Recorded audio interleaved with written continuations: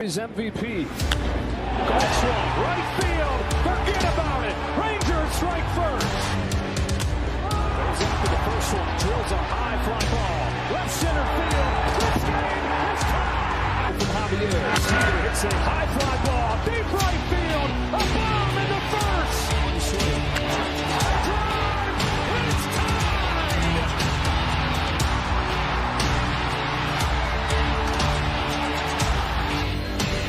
Seager smashes the ball down the line. Goodbye.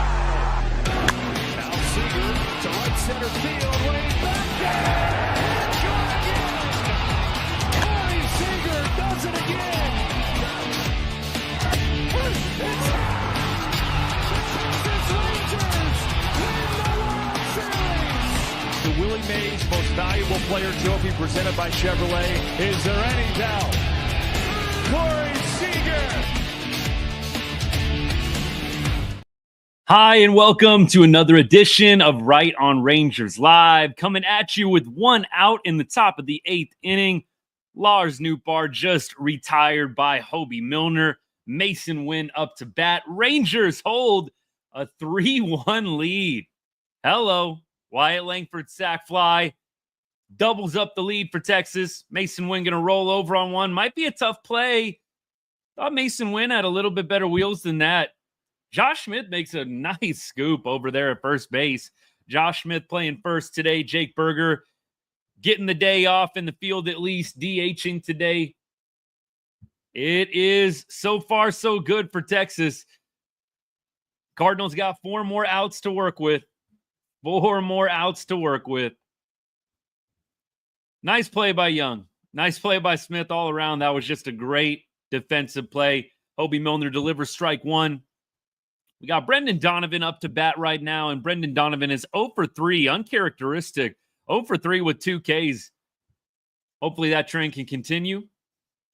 Nice solid hit in the center field, but Wyatt's there, and that's going to end the inning. Hobie Milner, man. Hobie Milner. I'm telling y'all, this is your 8th inning or 9th inning guy. I mean, if you like Robert Garcia in the 9th, fine. I fully trust Hobie Milner in the 9th inning, if that's what it comes to. Great to see him continuing to pitch so well. Hobie ERA now down to 2.03, a sparkling 2.03 ERA. And we're headed to the bottom of the 8th. Let's see if the Rangers can tack on any more here.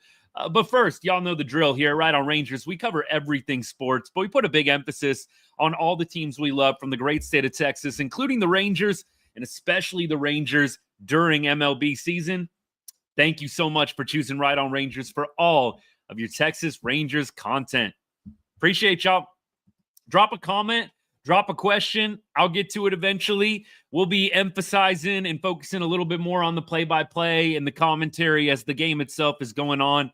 Once we get into post-game, we'll obviously be much more locked in on comments, questions in the chat. So come hang out, get the game on the TV or on the laptop. Hang out Right on Rangers on the phone or whatever device you're on. It'll be a great time. Let me see who we got so far. Thomas, what's good, man? Thomas, yours is 5 minutes behind. My bad. If you don't like spoilers, maybe come back post-game. I mean, I don't want you to leave, bud, but if you don't like the spoilers, maybe come back post-game. Tyson, that's some low-hanging fruit, buddy, if you're still hanging out. Low blow. Low blow. I understand. You're hurting today. Got to bring it back up. I get it. Hurting. Down 3-1.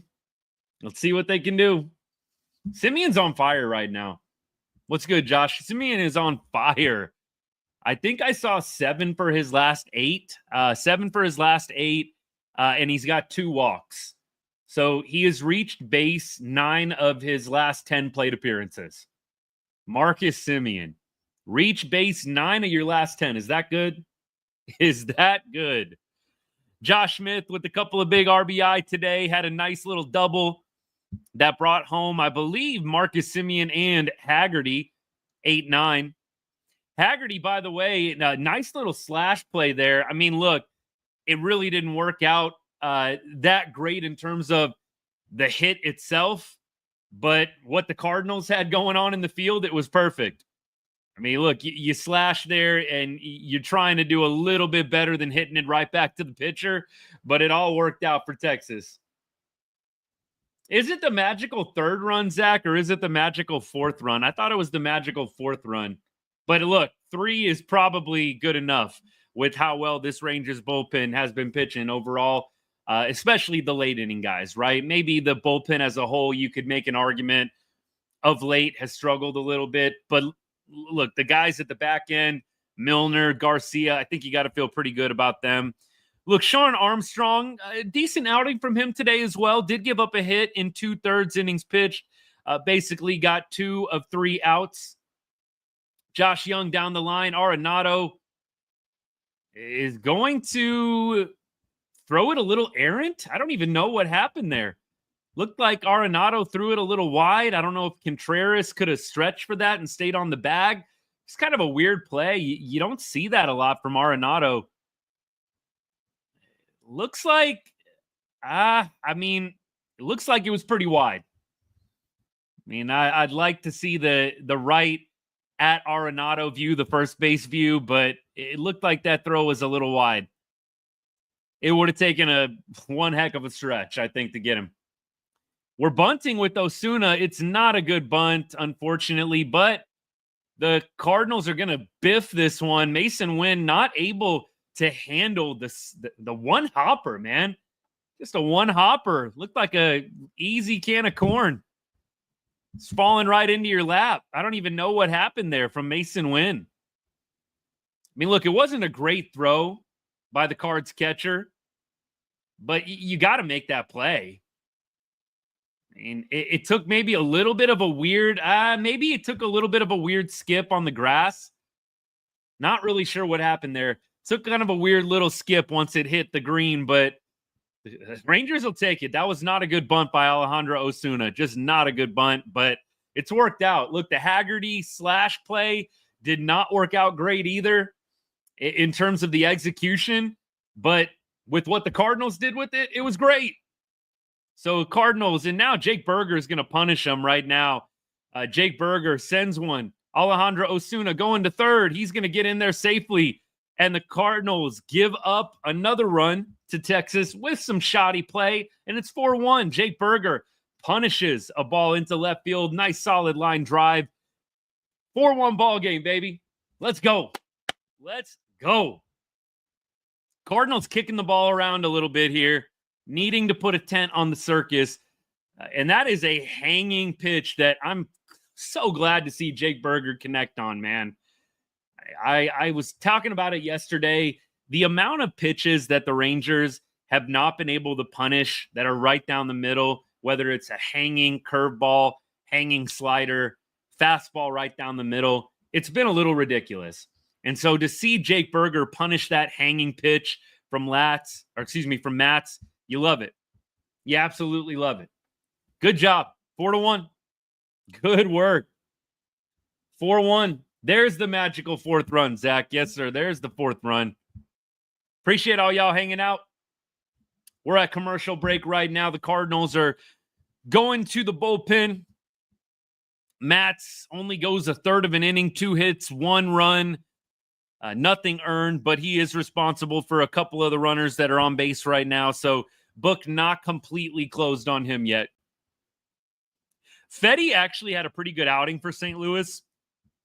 7 base runners in 6 innings, 5 strikeouts. I mean, look, quality start. Hard to be mad at Fedde for what he did today.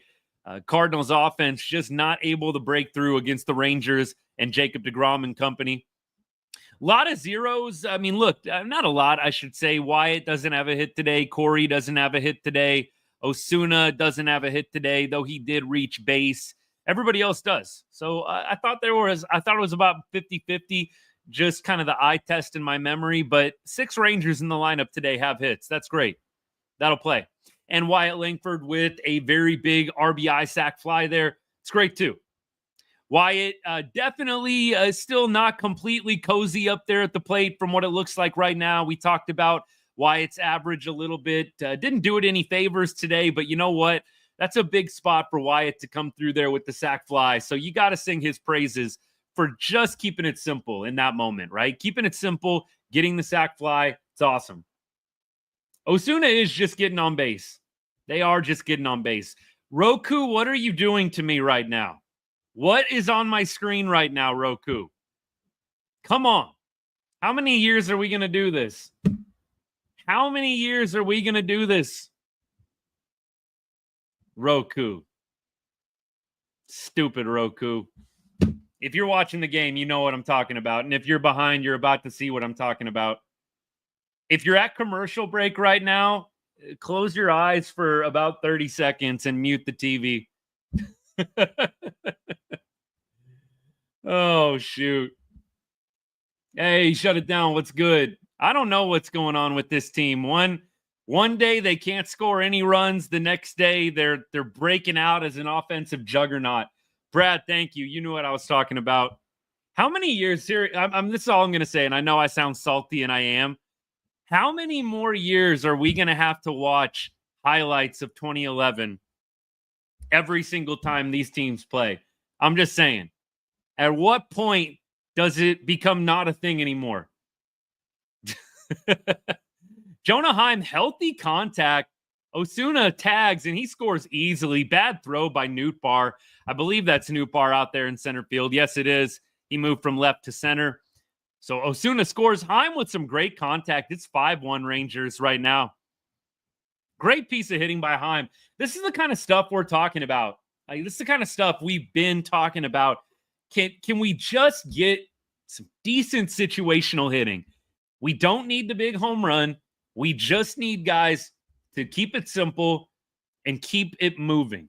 And that's all you had to do here. And Jonah Heim, beautiful job. Nice contact out to center field. And you get another run. Marcus Semien up to bat now. How about a 2-run bomb just to put a little cap on the day for Marcus and a little cap on the series as well? A little 2-run bomb here, Semien. Come on now, baby. It is 0-1 right now. Munoz on to pitch for the Cardinals. Here's the pitch. Semien will take it high. 1-1. Quinn Walcott, by the way, the home plate umpire, he's had a little bit of an interesting day. Maybe it's gotten a little bit better as the game has gone on. I don't know. There's been some questionable calls throughout the game today. Quinn is normally one of the good ones, so a little bit surprised. Semien's going to wave through a slider right below the zone. Very good pitch by Munoz. By the way, Robert Garcia and Luke Jackson in the pen right now. I'd imagine it's going to be Luke with a 4-run lead, but Garcia kind of stays loose. Semien fouls this one off. Look, regardless of what happens, I mean, Semien just looks pretty locked in right now.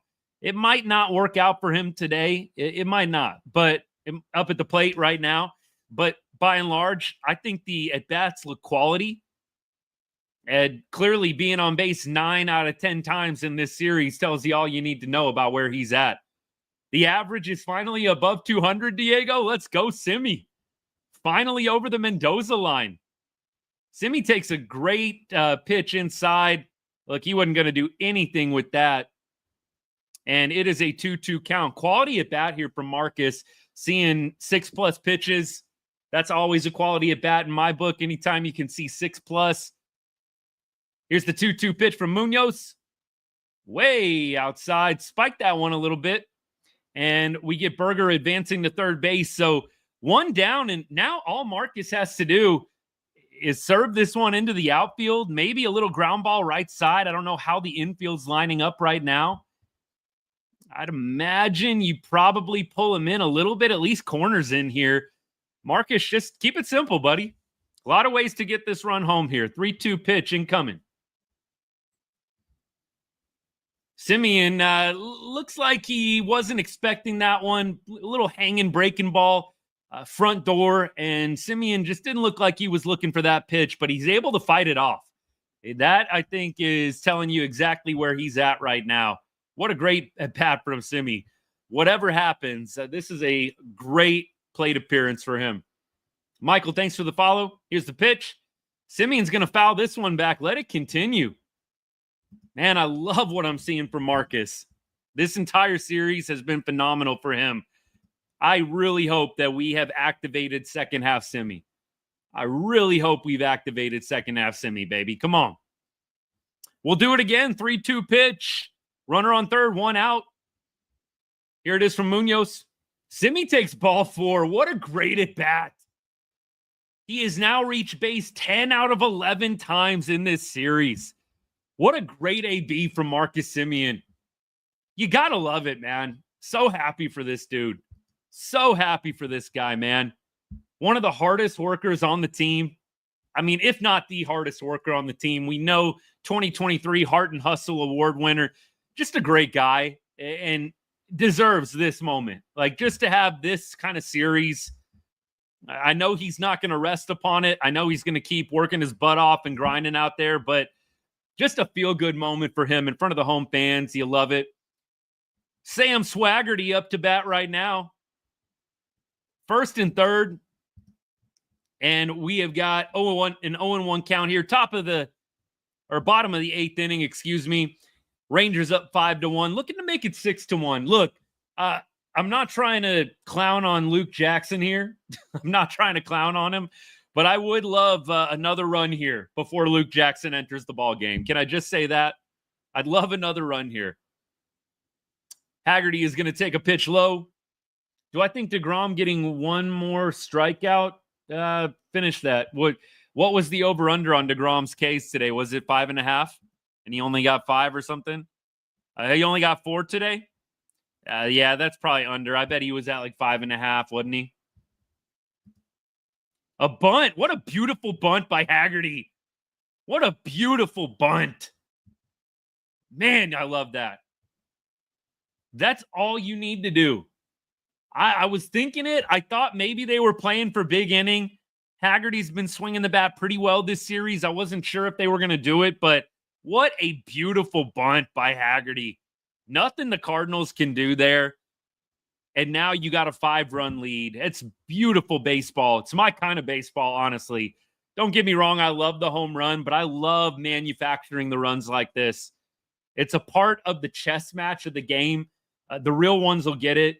It's just a beautiful chess match when you've got these types of situations and you're trying to manufacture and score runs. I love it. Love it.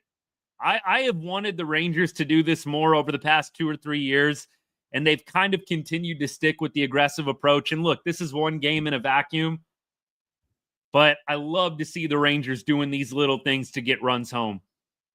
If you can do it, do it. A 5-run lead is huge going into a 9th inning. It just is.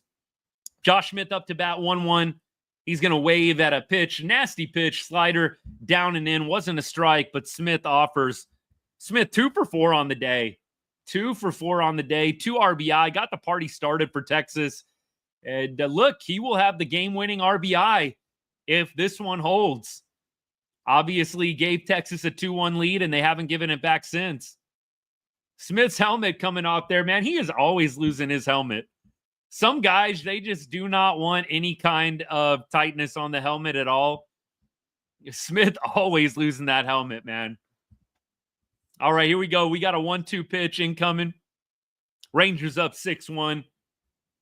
Josh Smith going for his 3rd hit of the game. Here's the pitch. He's going to take it high. 96-mile-an-hour high cheddar. Watches it go by. 2-2 count. Hey, what's good? They're showing commercials on Roku. Oh, you're maybe a little bit behind. I don't know. I don't know what the deal is with all the Roku and all the different apps and stuff like that. I mean, it's money, I'm sure, but you really do wish that MLB would not have so many different providers picking up these games. You got Apple TV, you got Roku. Feels like there's another one. Then you got Rangers Sports Network, which is great, but I don't know, man. I wish it could be simpler. I really do. Love Smitty as well, Brittany. Thanks for the comment. Hey, Jackson. Yes, sir. With Luke coming in the ball game here, it doesn't hurt to get a couple more. It really doesn't. 2 down right now. and we got a runner on second base. So Josh Smith with an RBI opportunity. Look, as far as I'm concerned, he's done his part for the game. I'm not going to get on Smitty regardless of outcome here. He's done his part. Wouldn't it be sweet? Just get a little 2-run bomb here. Just accentuate it a little bit. Come on now. Oh, there it is. Let's go, baby. Josh Smith. Yes, sir. 2-run bomb, and the Rangers are up 8-1. Let's go. Wow. Hey, it doesn't happen often. We call it like that on the show, but shoot. Let's go, man. Josh Smith. Hey, I love when you throw it out there casually, just super casually like that, and then you get the bomb. I love it. I'm not even going to claim it, y'all. I was just trying to speak it into existence. That was sick, though. That was awesome, man. Josh Smith with the 2-run bomb. That's fun, man. That was fun. How about we just a little 2-run bomb for insurance, please? And Josh Smith obliges. I love that, man. That's awesome. That got out in a hurry, too. I'd love to see the stats on that. I would love to see it. That got out in a hurry, man. I'm going to look it up right now while there's a little break in the action. Wyatt Langford up to bat. Wonder if they're going to pull Seager. 8-1. I mean, if Langford can get on here, I wonder if maybe they'll put in Duran or something like that for this last inning. I probably would. Up 7 runs. Let's see what they do. 106 off the bat. Dallas Sports, appreciate you. It definitely, I thought would have been close to 110. 106, pretty dang good. And that thing got out quickly. Wyatt's going to wave at strike 3 here. 0 for 3 on the day now for him. But big sac fly for the young guy in the, 8th inning. Puts the Rangers up 3-1. And look, Josh Smith putting the punctuation mark on it. Beautiful. Beautiful, beautiful. 4 RBI for Josh Smith today, man. He's trying to get that average back up to 300. He's been dipping a little bit of late, trying to crawl back to 300. 269 average, 749 OPS now on the year. Josh Smith, 3 for 5, 4 RBI. Easily your player of the game, at least from an offensive perspective. Great to see him hitting well from the top of the order. It is now 8-1 Rangers. 8-1, baby. Love it. And now you bring in Luke Jackson. Hopefully you can sit down Robert Garcia completely. Bring in Luke Jackson, and let's put this one to bed. What a game, guys. What a game. It's fun. It's fun to do games like this. We're not down 5-1, 6-1, or it's not 4-0, 3-0. Love doing these lives when the Rangers are winning. You guys know we show up regardless, right? We're here, win or loss. I mean, that's a given, but it's so much more fun doing the lives when you got this kind of vibe for the game. What happened to Evaldi? So I think nothing structural. CY came out and said there's nothing structural going on. They genuinely just want to give Evo more rest. Genuinely. Evan, appreciate that, man. Not the call. It happens every once in a while. Every once in a while, we make a good call here at Ride on Rangers. But Evo, I think, is just getting some extra rest, man. I think we're really just getting some extra rest for him. And I kind of mentioned it on the show a couple days ago. Kumar Rocker and the way that it's going to line up. Kumar Rocker could take over for the Evo start next time in the rotation. With the off day tomorrow, you're going to be able to skip that Evo start pretty easily, right? So with the off day tomorrow, you can go with Leiter on Tuesday, and then you go with Rocker on Wednesday, and then on Thursday, you can go back to Patrick Corbin, and then Friday, you get deGrom again. So it's setting up nicely. It's a good stretch of the schedule for something like this to happen with all the off days. So I think they're going to skip Evo's start, and I bet you'll probably see him the following one. Not bad. Look, I know he goes out in the second inning of the last start, so it feels like we've missed him for a couple, but for all intents and purposes, you've missed one start with Nate Evaldi. Not bad. Texas 1975. Keep sitting Garcia till they can't hit anymore. Look, they say they have a plan. They're not revealing what the plan is. Ooh, that should have been a strike. They're not revealing what the plan is for Adolis Garcia, but the Rangers apparently have a plan. There is a method to the madness, and I actually don't think it's madness giving Dolly a couple days off, by the way, but Luke Jackson is going to get a 1-2 count here. Got a nice front door breaking ball on Contreras. Top of the ninth, Rangers up 8-1. Luke Jackson, by the way, looking at his season stats, 4.67 ERA. Would be nice for him to bring that down a little bit here. You can attack, man. You can attack up 7. No need to get any guys on for free. Just come after these guys. We keep going. Bill, what's good, man? So bad on the road. Is St. Louis bad on the road? Look, I think some of y'all know I was actually originally born in St. Louis. And when I was really, really little, went to Cardinals games. And then my family eventually moved to Texas, kind of like, I don't know when I was, like upper elementary school. And look, it was fun watching the Cardinals. I was obviously really, really little. A bunch of my friends loved the Rangers when I moved to Texas. Still kind of like the Cardinals, but started going to a bunch of Rangers games, and I got fully converted. And then in 2011, I didn't know how I was going to feel, but I found myself cheering for the Rangers, and that's kind of when I knew, yeah, I'm going to just go ahead and totally go all the way over to Texas. So, look, it was that moment for me. But I keep my eye on the Cardinals. I haven't really looked at their standings, at the standings of late. And I know the big names on the Cardinals, but let me see what the MLB standings are like here. That 2011, man, I like I said, they can stop showing those replays any year now when the Rangers play the Cards. And look, they're probably going to run into a stretch where the Rangers and Cardinals don't play a lot anymore. What a play by Josh Young. Wow. Nice little sliding play to his right.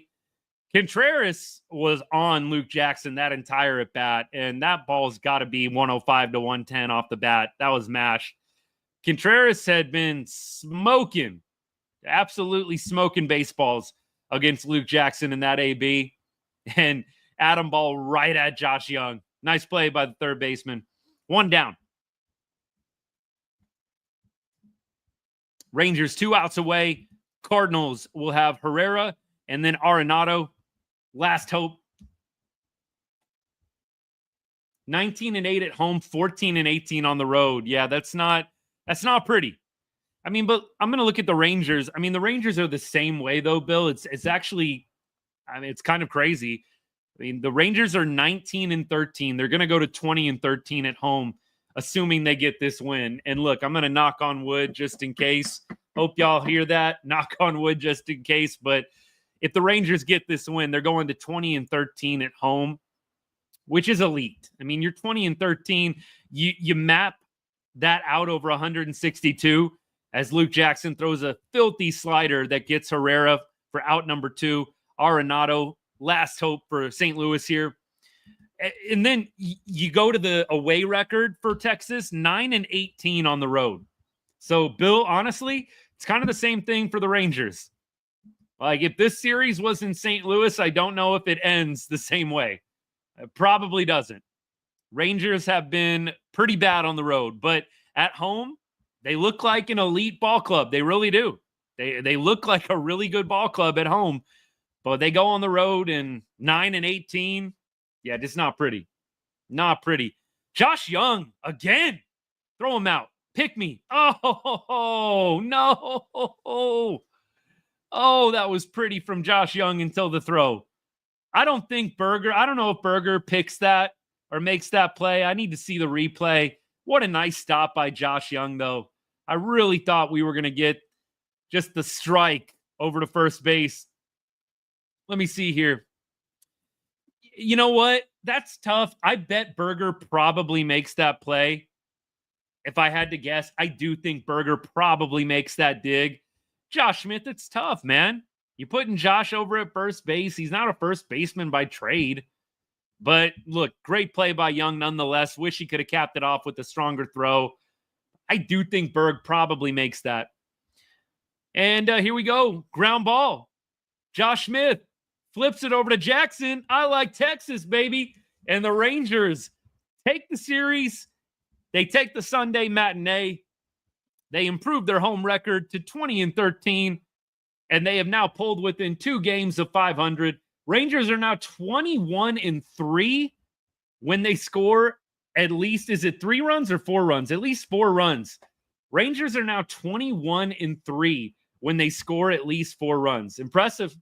Very, very impressive. That's crazy. Now, I'm thinking about that as I tell it to y'all on the fly. 21-3 when you score at least 4 runs. That tells me all you really have to be is average offensively, and the Rangers could be one of the most elite teams in baseball. They really could. Teflon, if you're still hanging out, I don't know what to do with myself either. We'll take it. Truckee, what's good? I don't know if you're still hanging out. Yeah, we're talking Texas Rangers baseball, MLB, buddy. Thank you for hanging. Really appreciate the feedback. Appreciate the compliment, man. Kind words. You're awesome. Hey, if you are sitting around, you've been hanging out for a little bit, you haven't hit that follow or subscribe button, please do so, man. We do this pretty much every day. We just hang out, talk Texas Rangers baseball, whoever we're playing. We obviously always will get some people coming in and from the other side giving us that perspective. I love it. I really do. Look, we do get some trolls, especially when we play the Astros. Y'all know how it goes, but I love when we get some fans from the other team coming in. We can kind of get a different perspective. Look, you guys know I'll keep it respectful. I'll handle the trolls here and there as I can, ignore them when I can as well. But shoot, it's great to have everybody hanging. All of y'all have helped make this a great show with all your good comments and questions. And we're going to keep things rolling post-game now. Texas gets the win today, 8-1. 3-3 on the homestand, and they scored 19 runs in their last 2 wins. Shoot, 19 in their last 2. Let's go. Got the dub. What's good, buddy? Thanks for hanging out. Appreciate you. What a great game. deGrom gets the win. He's got to be beside himself. Jacob deGrom gets the dub, man. He improves to 5-2. deGrom with a 2.34 ERA. Eric Fetty takes the L. Didn't deserve it, honestly. Pitched a quality start today. 3-5 now is what his record will be. Again, 3.82 ERA. Fetty has been very solid for St. Louis, and the Rangers did just enough against him. And actually, let me tweak that. Josh Smith did just enough against him. Smith with a big 2 RBI double against Fetty, and the Rangers never looked back after that 2-1 lead. Yeah, Brad, I'm with you. Finally, we got some runs in for deGrom. He must have, like I said, he seriously must have been like, what is life? I'm not pitching in a deficit. It's not 2-0. I've only given up 2 runs, and my offense has scored 0. Like, he must have been beside himself in the dugout today. He'll take it. 5-2 on the year, 2.34 ERA. Been one of the best pitchers in baseball. And the Rangers extend their streak to 22 games in a row with the starting pitcher allowing 3 earned runs or less. And they now improve to 11-11 on that streak. Isn't that wild? 22 games in a row, a Rangers starting pitcher has allowed only 3 earned runs or less. And we're only playing 500 baseball. I mean, that's how it's been going for Texas in the offense right now. Here we are, though, winning a series against a really good baseball team in St. Louis. Let's definitely not take anything away from the Cardinals. They've been playing some outstanding baseball. And look, you come on the road. Texas definitely plays better at home. This series was in St. Louis. I don't know. It probably goes as well for Texas. But we tip our cap to the Cardinals. 33-26 is where their record's at now. Again, Rangers improved to 29-31. Berger did take good swings this series. Loved what I saw from Jake Berger. And then agreed. Look, the bunting, Josh, playing the small ball, it was huge for Texas. Absolutely huge. I would love to see them start doing that more, especially with the offense struggling. Do I feel that we bring back Heim? Well, Jonah Heim is one more year of club control after this. Next year is ARB3 for Jonah Heim. And then in 2027, he becomes an unrestricted free agent. So, I mean, we definitely could. Let me put it to you this way. I don't think we're just going to straight up get rid of Heim.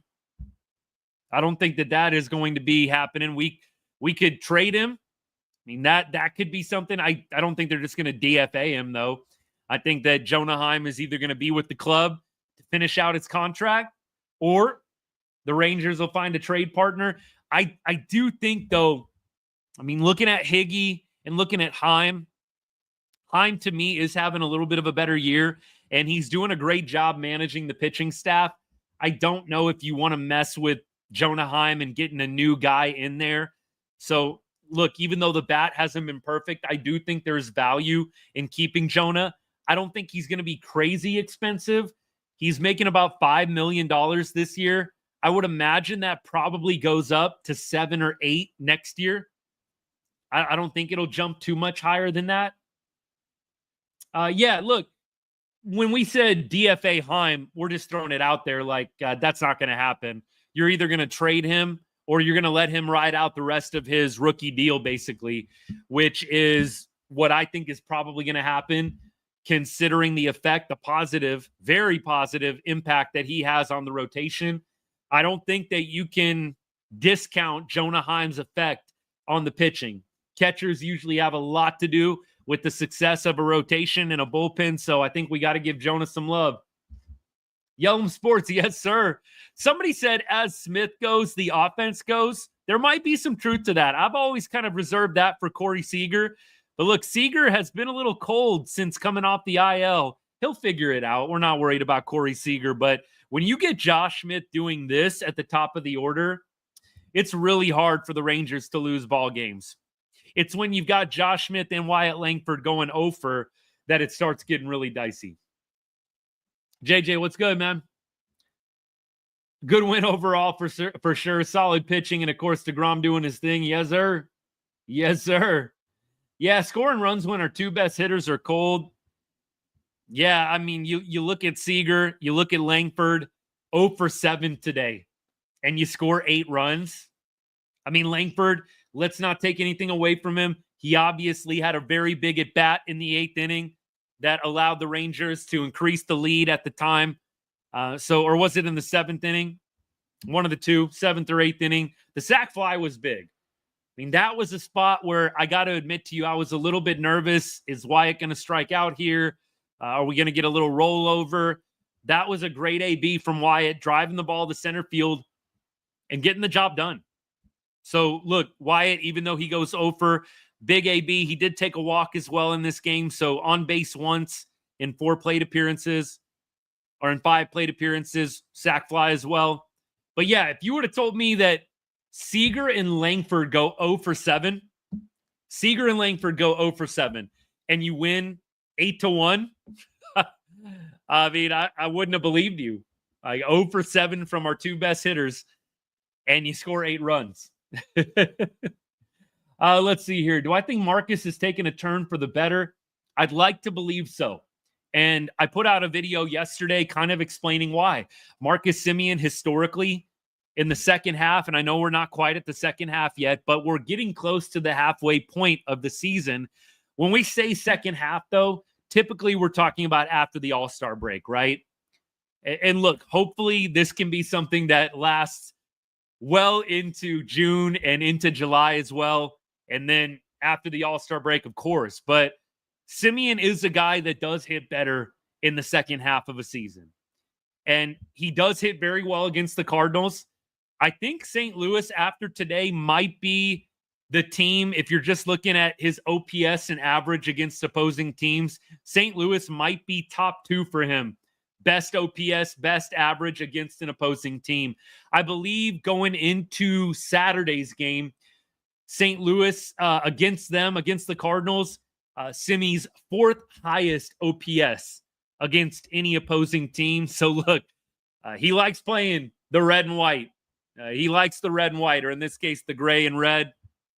But Simi definitely, I think, is going to be able to build off this. I don't know if he's out of the woods yet. The optimist in me wants to say, of course. I think we need to see a few more games, but I don't know how you can't be excited about what Marcus Semien did today. Josh, I am with you. And something that I mentioned in the reel that I put out yesterday, and for those of y'all that don't know, I will post typically one reel per day. I usually take like a day or two off here and there in a given week, but normally I'm putting out at least like 5 reels a week. And so, look, after the game today, I think I'll probably try and have one out later tonight. But I think Marcus Semien, the barrel rate, the barrel percentage, it's his highest since 2019 and 2021. And those were 2 years where he finished top 3 in MVP voting. I think the barrel rate was around 8.4, 8.5%. That's actually like among the highest barrel percentages he's ever had in his career. So I do think that the analytics, the advanced stats do back up that Semien's been a little bit unlucky, maybe a lot unlucky. And so I do think that what we saw this weekend could be a sign of good things to come for the Rangers all-star second baseman. He did. It felt like he stepped up a little bit in the box. I don't know if y'all noticed that too. It felt like he was up a little bit more. I loved it. If we had a legitimate hitting right fielder, this is a World Series contender. I do feel like the Rangers are a bat away, and that's why I would love to see them get a bat at the deadline. I don't know what they're going to do or who they're going to trade, and it's too early to tell who they're going to trade with and who's available even. But, Hardchuck, I'm with you. One more bat feels like the Rangers can become an elite offense or, look, even just an above-average offense. I'll settle for that. You see the potential, though. I think we all can agree on that. Like, you see the potential with this Rangers offense. You do have some really high-quality hitters. I mean, I look at 1 through 5, 1 through 6. I mean, you throw in Semien 1 through 7. I mean, look, Smith, Langford, Seager, Young, Osuna, Berger, Semien. Those are 7 really good hitters. I mean, they haven't been able to all get on the same page and produce, I mean, in bunches, but I do think you're not that far away. You're really not. I don't know who they can go out and get. I don't know who's available. It just doesn't feel like they're that far away. Evan Carter is going to be back on Tuesday. He's going to be back on Tuesday. Appreciate it, Sean. Yeah, he is. He's looking like he's coming back to form for sure. Appreciate that comment. All the comments today, bro. Thank you. Even Heim can be a good hitter. Look, I'm not trying to sell Jonah short at all. I do think that Jonah today drove the ball well. I definitely think he has the potential to be a solid hitter. All you really need, and I've been saying this since last year in 2024 when we were struggling, all you really need is Jonah Heim to hit 250. Give me a little maybe 725 to 750 OPS. Like, you don't need Jonah Heim hitting 300. You just need him to not be hitting 215, 220. Like, if Jonah can go 250 for you with the 725 to 750 OPS, I think you got to take that from the bottom of the order. OPS is a little low right now for Jonah at 660. Get that OPS up over 700. Give me a little 250 average. There we go. 500 at the deadline. I really do think that they're going to be buying. I cannot see CY right around 500 at the deadline throwing in the towel. Now, that doesn't mean that they're not going to trade some guys that are on expiring contracts anyways. I think regardless, CY is going to be active at the deadline. If we are in a position of power, like let's say we're 6-7 games above 500, I think you might see CY get even more aggressive. But I don't see him rolling over if the Rangers are within, I think I said yesterday, if they're within 4 or 5 games at the deadline, I think they're buying. Like, even if they're out of the playoffs by 4 or 5 games, I think CY probably going to be a buyer there. Appreciate all y'all. If Semien hits like this in the Rays series, he needs to be moved up. That was another question that I posed, and I'll pose it again to all y'all that didn't get to see my reel. And for those of y'all that did, here's your opportunity to get into the discussion a little bit, which I would love. So I said it in the video. Do you leave Semien at the bottom of the order and just let him cook down there? Or do you reward the heater by moving him up? a part of me, like the superstitious part of me, and we all know a lot of people in the game of baseball, superstitious. I'm almost like, leave him in the 8 hole. It's working. Leave him in the 8 hole. But the problem is he's hitting so dang well, and you've got some question marks above him. You would love to eventually move him up. We do need hits at the top. But I will say this, Josh Smith, Wyatt Langford, not a bad 1-2. I do think you've got to step back from it for a second. So if you move Semien up, I don't necessarily think you're moving him back to the 1 or the 2 spot. I think you're probably leaving Josh Smith and Wyatt Langford right there. Now, if Wyatt continues to struggle a little bit, and I know he had a productive out today, a big sack fly, but look, the numbers are what they are. He's hitting under 200 in his last 30 games. It's not pretty, but it's getting the job done for the most part. And I'll say this, he could be maybe the only guy that you bring down in the lineup, but I think they're going to try and ride it out with Smith and Langford 1-2. I prefer that. You could maybe move Semien up to like 5 or 6, maybe even clean up, but I don't know if you're going to move him a whole lot higher than that. I don't know. Right now, I think leave him at 8 and just see how long it goes. Like maybe the next time he goes 0 for whenever that may be, hopefully not for a long, long time, but maybe at that point you mix it up. I kind of say leave him right there in the 8 spot. I like it. Move Heim back to the 8th spot in the lineup. Now that could be the move, Gio. Gio says bump Semien up to 7, move Heim back to 8. The only thing I'll say is I kind of like the Semien Haggerty back-to-back 8-9. I kind of like Semien Haggerty back-to-back like that. It almost feels like you've got another 1-2 punch. Like Semien and Haggerty feels like 1-2 hitters right there, and you're just turning it over. It feels like you've got 2 leadoff hitters down at the bottom. I mean, you've essentially got Semien, Haggerty, Smith, 3 leadoff hitters right there. I kind of like it. I don't know. I'm not going to be upset if they move Semien up to 7th, though. I'm really not. I'm just wondering and really curious what they're going to do with Adolis. They've said that they've got this big grand plan for Adolis Garcia. I'm really curious, what are they going to do with Adolis? Do you move him down? Do you send him down to AAA? Evan Carter comes up, Dolly goes down. Do you platoon Adolis Garcia? Do you move Adolis to the bench against righties, and then against lefties, you bench Evan Carter and you bring in Adolis? I don't know. Adam, what's good, by the way? Everybody's welcome, all fans. Appreciate you, man. Look, I know the Diamondbacks and the Rangers played each other, but I've said it over and over. I've always enjoyed watching the Diamondbacks. I being out on the West Coast, I watch a lot of Diamondbacks, a ton of Padres, because it's what's on out here, right? Rangers, I got to go MLB TV, but look, Diamondbacks, I was cheering for them literally the entire way in 2023 until they ran into Texas, of course. Of course, man. At that point, we know who we got to cheer for, but I love the Diamondbacks knocking off the Phillies that year, knocking off the Dodgers that year. I think that's something we can all unite behind. Was it not incredibly epic? Diamondbacks, wasn't it sweeping the Dodgers? Didn't they sweep the Dodgers that year in 2023? I remember it was like an epic beatdown of the Dodgers by the Diamondbacks in 2023, and I was totally here for it. And that's why I cheered for them the entire way. If you can sweep the Dodgers in a playoff series, you just became my best friend. I'm not even joking. So, Adam, thanks for hanging out, man. Appreciate you. Yeah, Josh, I was too. I was watching on Roku. They showed the 2011 highlights. I was talking about that earlier. I'm like, at what point can we stop showing 2011 highlights? I feel like they're going to do it just every time the Rangers play the Cardinals. And I mean, I guess I get it from a network perspective, but I am getting tired of it. I would love to break out the red hats, man.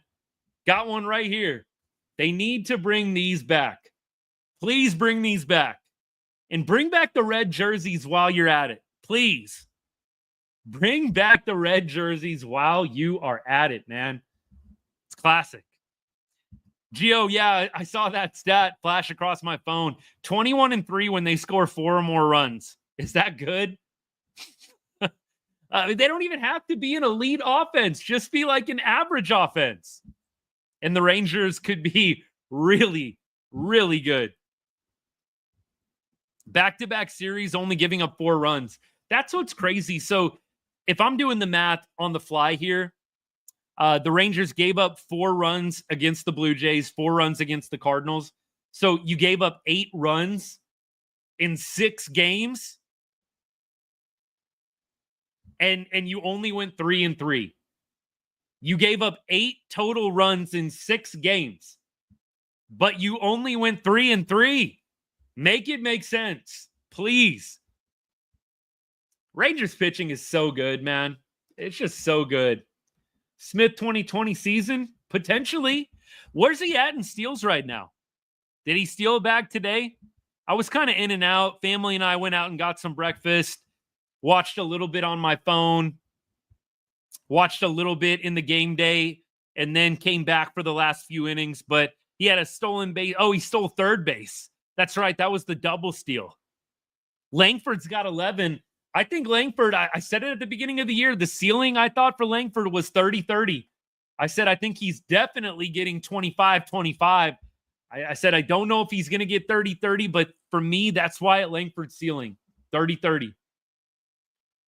10 runs in the first inning for the Diamondbacks yesterday. Ooh, that's not a great day. Although I did see, I don't know if y'all saw it. It was great. So John Boy did a breakdown of Lovello's ejection. And who are they playing when? I forget who they were playing with that big ejection. It was a great John Boy breakdown. And then Chris Rose interviewed Lovello. And it was awesome. Lovello was like, yeah, that was like spot on by John Boy. I love the John Boy breakdowns. Semien, I think he was 9 for 10, Josh. I think he was 9 for 10 with 2 walks. So he only didn't get on base 1 time in the entire series. He got on base 11 out of 12 times. Yeah, he might be back, y'all. Brandon Pfaadt's pretty good. He is pretty good. I think Corey Seager hit a home run off of him. Tough. Literally, I think he was in his rookie year, just pitching out of his mind, or like one of his first years in the league. It's tough, man, in the World Series when you're that young in your career. Sometimes it's better because you don't know any different. Kind of like Evan Carter. Like, I'm convinced Evan Carter was so good that year in part. I think he's a great ball player, but he didn't know any better. I mean, look, you're just up there. You don't have time to think about it. You're just thrust into the big leagues, and oh yeah, it's playoff time. Here we go. Oh man, Semien though, 201 batting average over the Mendoza line. Let's go, Marcus. Look, before the series, Marcus Semien's OPS was like at 480, like 480s. He brought it all the way up to 560 with the OPS with the series that he just had.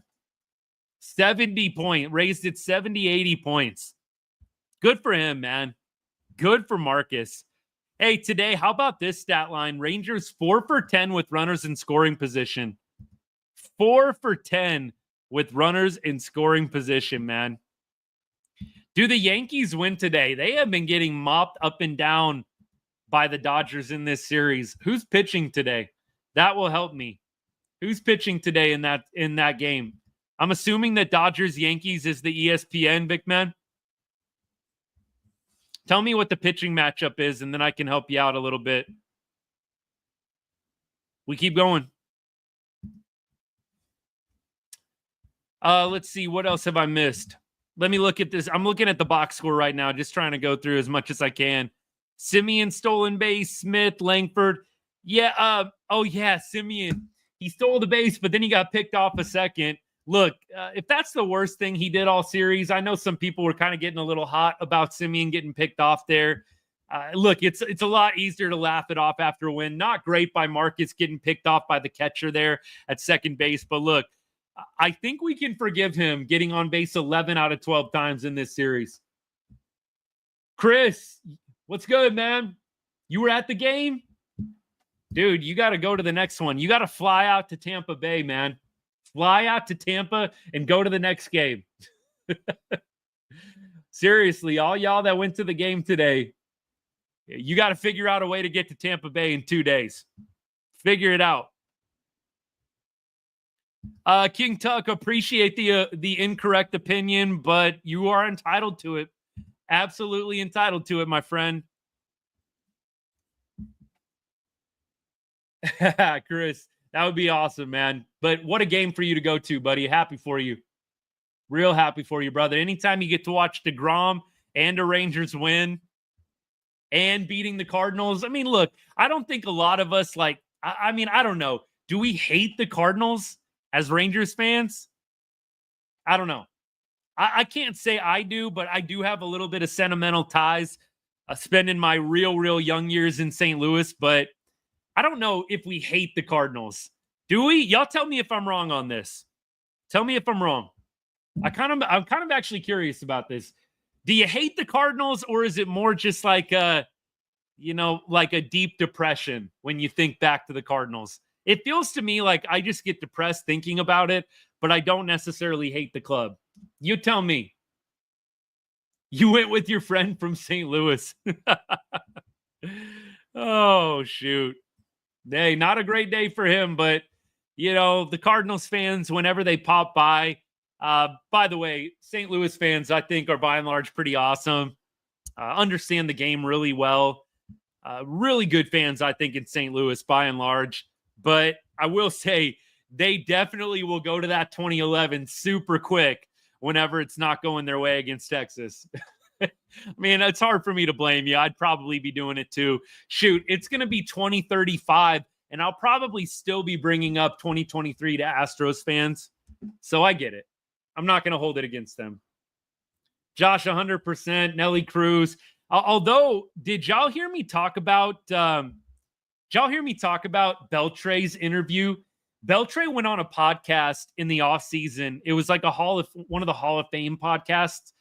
And he basically talked about how he takes some blame in the series in that entire moment, because normally he's responsible for helping out the outfielders where they needed to play. Back then it wasn't as much like with the cards in the pocket. You pull out the card, you look at the tendencies like the outfielders do today. And Beltre basically took a little bit of blame for not helping out Nelly Cruz in his positioning a little bit better on that play. Look, I still think Nelly should have made the catch regardless of what Beltre says, but I thought that was an interesting perspective. I think he did misjudge it a little bit. He got caught in the back pedal, didn't just turn and run. We don't need to relive the whole thing. Look, I definitely, Gio, I'm with you. I'm more just depressed when I think about 2011. Can't say I hate the Cardinals with a passion, but Chris, thank you. That's the point in me bringing up Beltre. It's really to emphasize, what a freaking leader. Like, Beltre, he's coming out and he's just trying to take ownership, even though most of us aren't going to blame Beltre at all for that game 6. But that's what leaders do, man. They take ownership. They don't pass off blame to other people. He could have got on there and said, yeah, Nelly, he usually makes that play every time, and he just didn't get a good jump, blah, blah, blah. Beltre totally just said, look, I'm responsible for making sure the outfielders are in the right place, and I didn't do a good enough job there. If you can go back and dig that up, it's a great listen. And Beltre doesn't hop on and do a lot of podcasts. So if you haven't heard Beltre in that Hall of Fame podcast, it was right around when he got inducted into the Hall of Fame, right? He hopped on a podcast and they asked him about 2011, and he handled it super well. I'm sure it's painful for him. Clearly, he was a part of the 2023 year, not as a player, but you know what I mean? But he could have gone a lot of different directions. Pure class, big-time leader. Loved it. We keep on going. Let's see. Pitching matchup is Yamamoto. Yamamoto pitching. Who do the Yankees have going? For Yankees, they'll pitch a lot of pitchers. They're doing like the opener thing. I mean, look, it's hard for me to pick Yankees with Yamamoto and with how the Dodgers offense has looked of late. I will say that.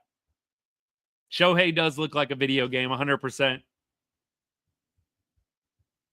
Keep on going. Appreciate all y'all. Yeah, Chris, I'm with you on deGrom. Like, it didn't feel like deGrom's sharpest outing.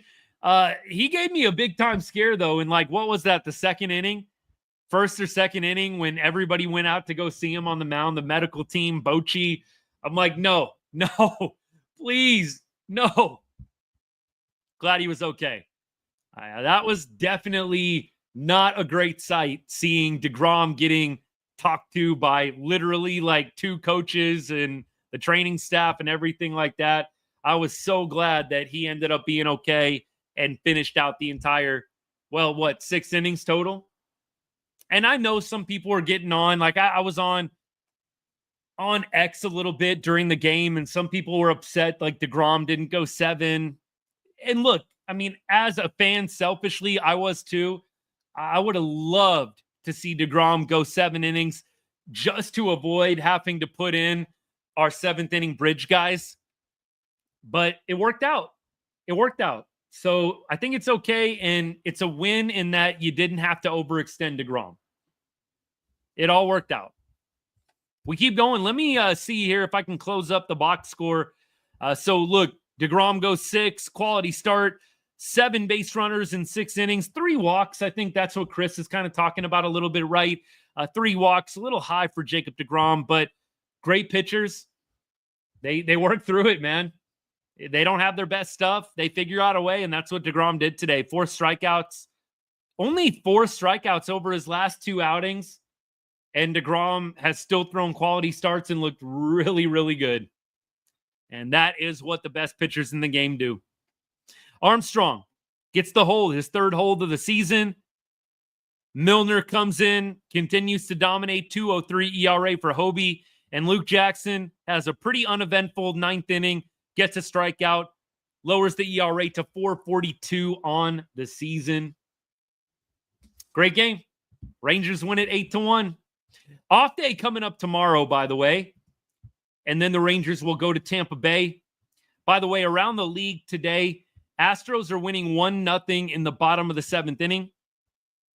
Looks like Taj Bradley on the mound for the Rays. Not sure who's pitching for Houston. Mariners 0-0 in the top of the 1st. Angels are losing to the Guardians 4-2 in the bottom of the 8th. The A's are losing to the Jays 5-4. A's are on a skid right now, man. Nasty skid. I thought the A's were going to be a little bit more competitive this year. I think a couple of y'all probably heard me say that. A's are not looking great right now. So that is the AL West roundup. Can we get a couple of runs from the Rays, please? Couple of runs from the Rays. Please and thank you. All right, we keep going. Tuesday, Malley versus Rasmussen. Rasmussen has a 2.33 ERA, by the way, for Tampa Bay. Malley with a 1.64 ERA. So we'll see how this one goes. Neither offense has a lot of ABs against either opposing pitcher. So against Malley, let's go through the numbers. Aranda 0 for 2. Caminero 0 for 1. Diaz 0 for 2, or 1 for 2, excuse me. Jansen 0 for 3. Brandon Lau 0 for 2. And then you've got Morrell, 1 for 3. A lot of offers, y'all. Walls 0 for 2. Meisner 0 for 2. A lot of offers. I think they have a combined 2 hits against Malley in like 15 at-bats. So Malley's pitched pretty well against Tampa Bay hitters in the past. Malley, of course, himself is pitching quite well at this point in the season. Last time out, Malley went 6 shutout innings against the Blue Jays. 3 walks, 4 hits, 5 Ks. And over his last 3 outings, Malley has gone 17 innings and given up 4 earned runs. Pretty good. Pretty good for Tyler Malley, man. Last 7 games, 2.29 ERA for the Rangers right-hander. Back to the preview. The Rangers against Rasmussen, the Rays opposing pitcher, probable starter for Tuesday's game. You've got Jake Berger, 2 for 6 with a home run. Like to see that from Berg. You got Adolis Garcia, 0 for 2. And I know some of y'all have been asking about Dolly. I don't know what's going to happen with the Dolis. I think it's either going to be a platoon scenario, or maybe you see them send him down to AAA. I don't think it's going to be a DFA. I don't think it's going to be a DFA for Adolis. Adolis is either going to get traded, platooned, or sent to AAA. That's my guess for him. I cannot really see anything else happening. I mean, I don't know what you would do with a DFA, or why you would do it, I should say. Doesn't make a lot of sense to me. You can get value out of Adolis still. You absolutely can. deGrom's dealing with the nail problem. Huh? I had heard about that. I wasn't sure how serious it was. Yeah, Caden, what's the other? What else have they not been upfront about? Because the feeling from me is I agree with you, but I'm trying to think about it and be fair. What else have they not been upfront about? Lighter injury, maybe? Natalie, what's good, by the way? It does seem like some of the Rangers pitchers are working through things right now. Absolutely. You would think that deGrom could figure out the nail thing, though. I mean, I would think so. Cody Bradford, that is a good one. And I don't know what the point is. Like, that's my thing. I totally get Seager's hamstring, Carter's back. Hard Chuck, you're on a roll. We got you fired up, bro. I love it. The one that does get me, Carter's back and Cody Bradford a little bit. Maybe a little bit on deGrom before Tommy John. Yep. And here's my thing. What's the benefit? That's what I don't understand. And that's maybe in my mind why I push back a little bit. Like, what do you have to gain from doing that? It's not like hockey. And I know y'all watched Edmonton beat up on a couple of our boys who had injuries. Like, it's not like hockey where you can literally smack your stick against somebody's bad foot. I just don't get, what is the benefit? What's the benefit of not disclosing injuries properly? I don't know. Yeah, Natalie, I'm with you. A lot of the Rangers pitchers, they do seem to be very, very gritty this year in terms of they don't have their best stuff, but they figure out a way to get outs. I think it's huge. Now, here's my thing about the Rangers medical staff, which I said last year. And look, regardless of what the team says publicly, you know that in the offseason and even in the middle of last season, you know that the Rangers did some internal investigating. And I know investigating is maybe a really strong word, but you know that the Rangers did some introspection about the injuries, the medical staff. Why do we have so many injuries? Why are so many pitchers getting hurt? Y'all remember how many pitchers got hurt? You know, last year they did some very, very strong reflection and soul searching. They're not going to tell us publicly. You know, publicly, they're going to act like it's the best medical team in the entire world. And I know that they have some good people on staff. And so I don't want to at all make it seem like we're just trashing the medical staff that the Rangers have. But again, just speaking facts out loud, the amount of injuries the Rangers had last year, to me, went beyond dumb luck. Prevention, maintenance, the health program in general. If you're a good president of baseball operations, and I do think Chris Young is, those are the things you have to evaluate strongly in the offseason. And you know, one thing just to go along with this that I want to throw in, and maybe you push back on this if you think I'm off base, because I actually genuinely want to hear what you guys think about this. Did you guys hear during the broadcast yesterday that kind of slipped it in that Corey Seager went to the University of Wisconsin to work on hamstring stuff? And you know what I thought to myself when I said that? At first I was like, oh, cool.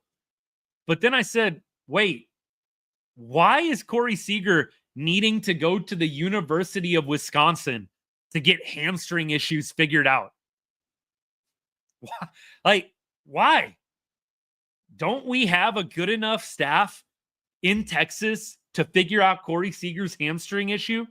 Now, I know that the staff, there's only so many people there and there's specialists, and I get it, but it just sat a little funny with me. Maybe it's more routine than I think. I would love to ask the question like, hey, does this happen a lot where you guys send people out to universities and other facilities to get things like this looked at? It just seemed a little odd to me. And maybe it's a big nothing burger because they do it all the time, but I don't know. Anyways, Dane did have a really good outing in AAA. Hard Chuck, totally with you on that. I think he was, 4 or 5 shutout innings? Was it 6? Evan Carter, by the way, not doing amazing down on his rehab assignment. Not doing amazing, but he had, I think, an RBI and a walk last night, and he was facing a lefty last night as well. Lefty starter for the team that was opposing Round Rock last night, so Evan Carter got some reps against a lefty, 0 for 3 with a sac fly and a walk, I believe. I did read that he was making some good contact, so Hard Chuck, appreciate that. I did read that as well. And look, it's not like Evan Carter's got to go, 4 for 8 in the rehab assignment for you to feel good about it. I wish that Evan Carter's stats, by the way, were here for Rasmussen, but we left off on Adolis Garcia, by the way, talking about Rasmussen and the numbers that the Rangers have against him, the Rays probable starter for Tuesday. Jonah Heim is 2 for 4 with a home run against Rasmussen. Higgy is 2 for 4 as well. Langford 0 for 1. Seager 0 for 3. Marcus Semien 1 for 6 lifetime against the Rays probable starter Rasmussen. And Josh Smith 3 for 4. So hopefully the hot hitting continues. Hopefully the hot hitting continues for Josh H. Smith, baby. Would love to see it. Who starts in the outfield Tuesday? I would think that you're going to go Carter, Osuna, and, probably Wyatt Langford, right? Maybe you DH Adolis. Maybe that's the big plan. I don't know. I know that the glove is so good out there, but I don't think the Rangers want to start DHing some of these young guys. I wonder if the plan maybe becomes DH Adolis a little bit more, give him some time off in the field. I don't know. Not sure. Rocker is going to fill in for Evo's spot, Nick. Rocker will fill in there. That would be my guess, Hard Chuck. I don't love Josh Smith at first base, by the way. I don't love Smith at first, but I think they wanted to give Berger a day off in the field, and they didn't want to lose Josh Smith's bat. So that is my guess. And Josh Smith has played a couple of games there. Garcia at first, well, you're not going to take Jake Berger out. But I think maybe the ploy will be Dolly DHing a little bit more and maybe just locking in a little bit more up at the plate. Or it's going to be him being platooned. Can you really send down Osuna? The guy's reached base 7 games in a row. Every game in the big leagues, Osuna has reached base. I just don't see how you bench Osuna unless you're facing a lefty, and I don't love that. You guys know that. But I think Osuna needs to continue to stay in the lineup as long as there's a right-handed pitcher on the mound. And maybe what Adolis becomes is kind of like what Evan Carter is. If Osuna or Carter are not playing on a given day, they're on the bench, ready to come in as soon as a right-handed pitcher enters the game. And I would almost think maybe it's going to be the same for Dolly. He sits against righties, and then maybe you bring him in a spot where a lefty comes in late in the game just to cause a little havoc. I don't know. Look, Josh, I'm just throwing things out there. I don't know how I feel about Dolly DHing, but I'm just wondering if that maybe is going to be a part of the plan. I think that it's a possibility. I think it's a possibility they send him down to AAA when Evan Carter comes back. And they give him 10 days in AAA, just like they did with Jake Berger, and you see how he responds in AAA. Jake Berger, he responded really well. Dude was tattooing the baseball down in AAA. Could the same thing work out for Adolis? I don't know. I think that Carter and Osuna should be given the opportunity to hit lefties. I do think they should. Evan Carter, look, I was doing a dive on this the other night. Evan Carter has 45 plate appearances against lefties in the major leagues. 45. That's like 10 games, basically. 11 games. He has 11 games worth of plate appearances against lefties. I just personally don't love that you are using an 11 or 12 game sample size, Evan Carter against lefties, to dictate platoon player or everyday player. I don't love it. And I haven't, and I won't love it. Osuna, I hope that maybe they will allow him to develop a little bit more into an everyday player. It just feels like it's just kind of like routine, robotic lefty prospect. He's a bench player if there's a lefty on the mound. Part-time player, top lefty prospect, platoon him. I just don't love it. I really don't. Top prospects, Connor, I agree. Osuna, your number 7 prospect in the organization. Evan Carter, your top prospect in the organization a couple of years ago. You just don't turn top prospects into platoon players. I don't think it's good business, man. I don't. And to see the other day, like actually looking, how many chances have they given Evan Carter against lefties in his major league career? When I only saw 45, like you've only given this guy 11 games worth of plate appearances to figure out whether or not he's a platoon player or an everyday player. It just makes very little sense to me. And I think the reason is they just want to chase matchups. I think they want to chase matchups, and I get it. And I said this when I put out my video before we scored like 10 or 11 runs a couple nights ago. But you're chasing matchups and you're benching development. That's how I feel the Rangers are operating right now. They look at the matchups. They want to put the best product out there, but you're pushing development to the side by doing that.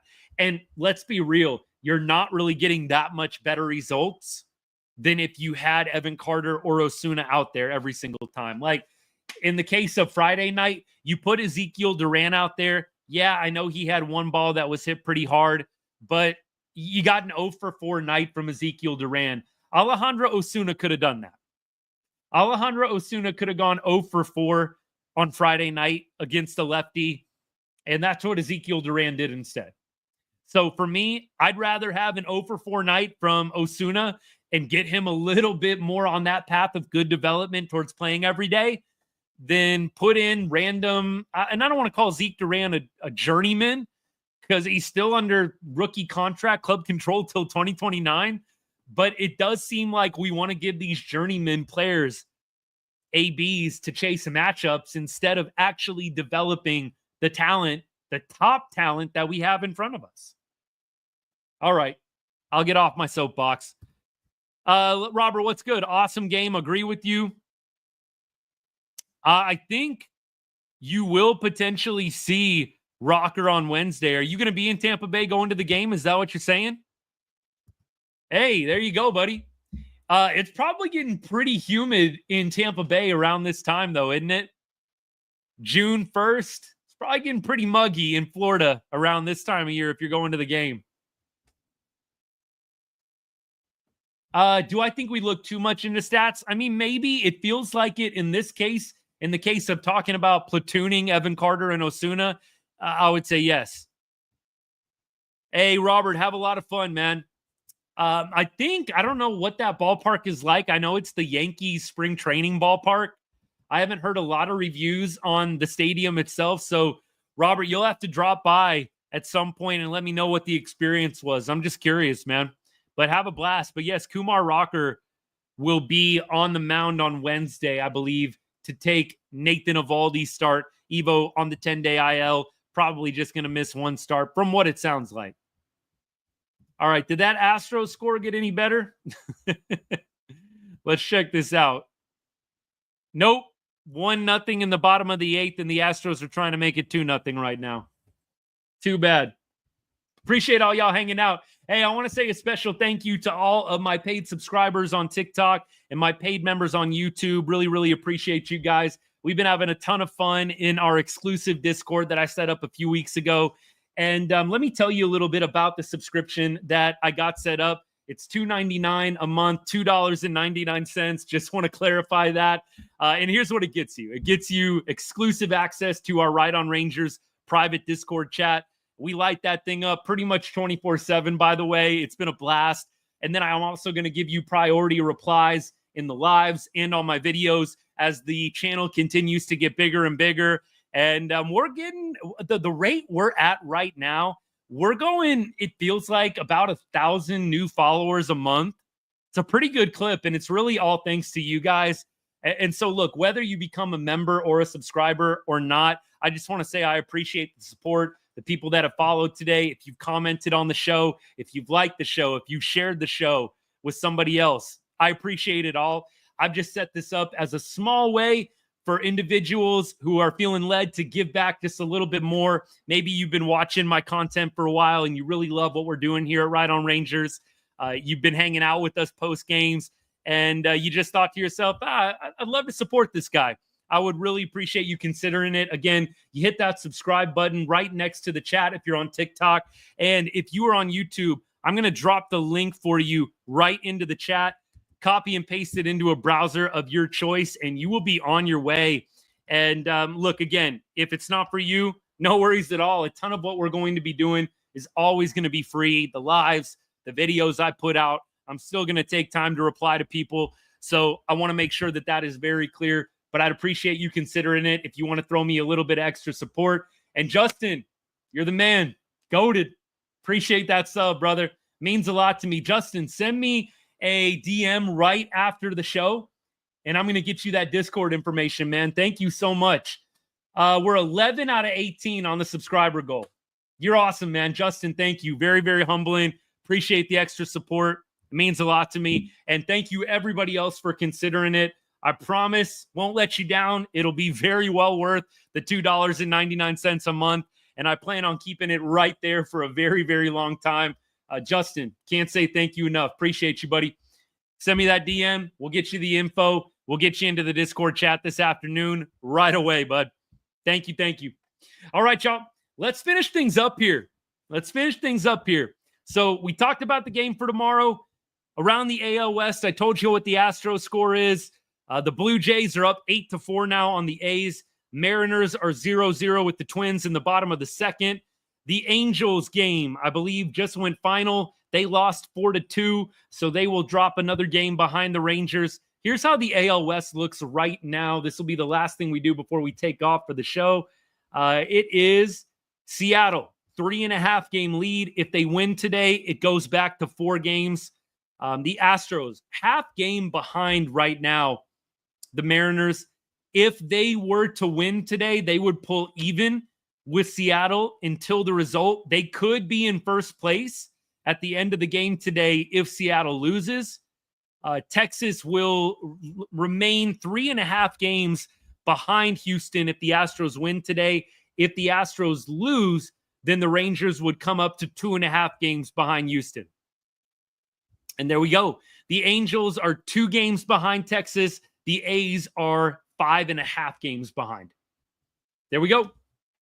Cal Raleigh on pace for 63 bombs. Is that right? My goodness.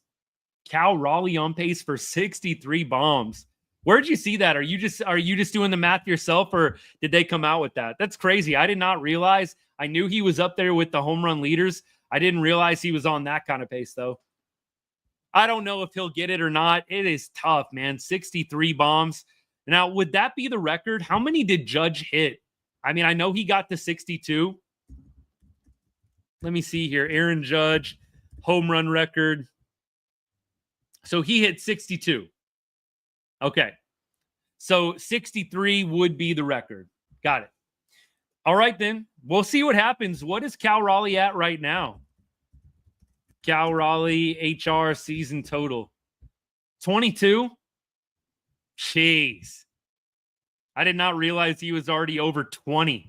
It's ridiculous. Dude has been on a heater for the Mariners. That's for sure, man. He has been on one. My goodness. All right, y'all. We are going to get off for today. We've been going an hour and 25 already. I think that's enough although it's easy. Could probably go for 2 hours anytime the Rangers win like this.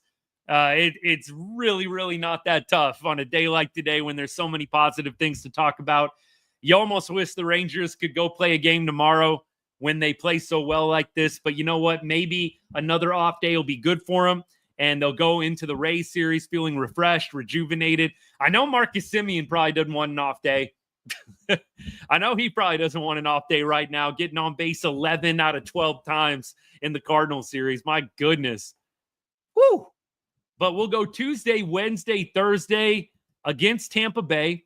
And then after that, let me see. We will go and travel to the great state of dramatic pause.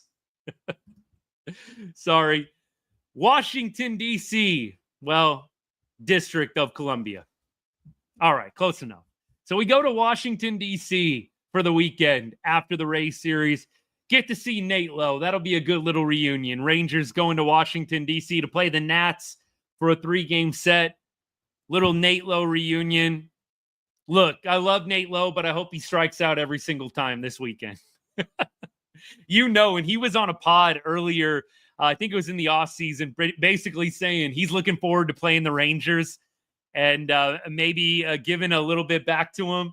I would love to see the Rangers strike him out every time. I love Nate Lowe. Y'all know that I do, but I would love to see him whiff 9 times, 10 times in this series. I would love it.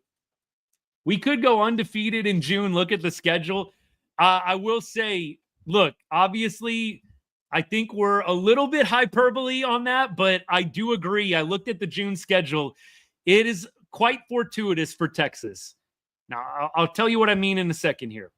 You got Tampa Bay, and Tampa is a pretty good squad. Look, let's not slump on Tampa. They're 30-28.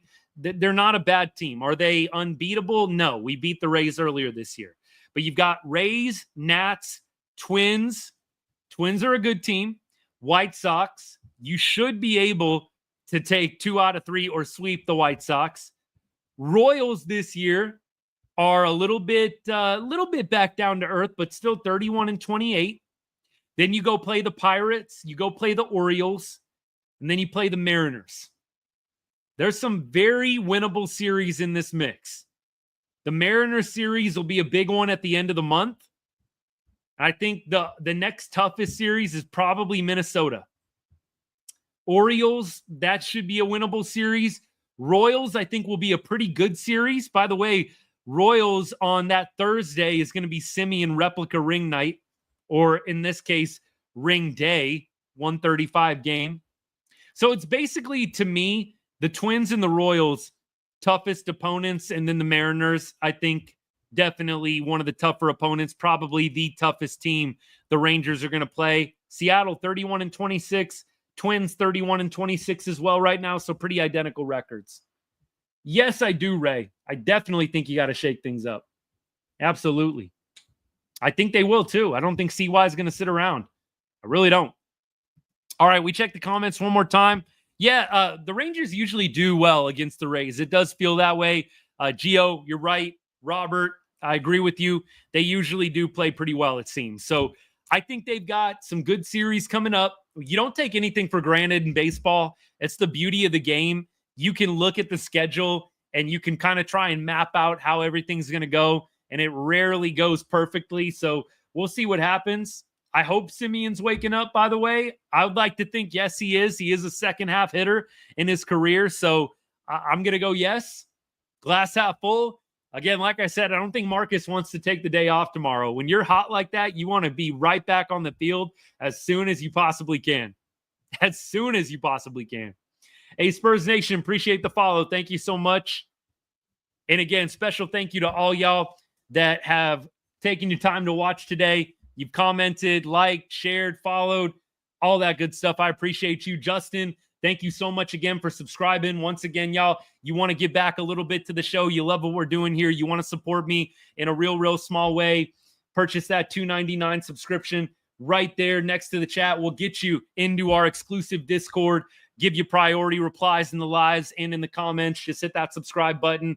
11 out of 18 on our goal. We're getting like one a day. It's been awesome. I'm really floored by you guys' generosity. Thank you so much. Appreciate you considering that membership, that subscription for $2.99. You won't regret it. And I'll drop it one more time in the YouTube chat as well. Same thing goes there. Copy and paste that into a browser of your choice, $2.99 a month. And like I said, it'll go to good use.